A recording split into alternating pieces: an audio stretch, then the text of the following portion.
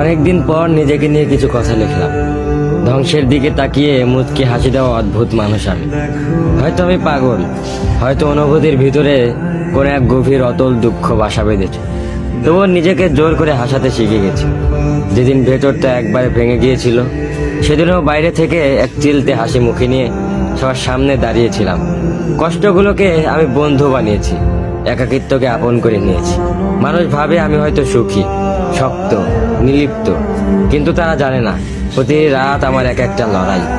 নিজেকে নিজেই বুঝিয়ে রাখি তুই ভালো আছিস, অথচ আমি জানি আমি ভালো নেই।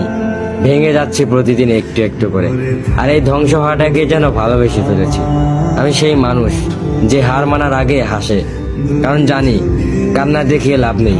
পৃথিবী শুধু শক্তদের মনে রাখে, দুর্বলদের নয়। তাই আমি অদ্ভুত, আমি অনুভূতির আগুনে পুড়ে যাওয়া নীরব যোদ্ধা। আমার জীবন কোনো সুখের গল্প নয়।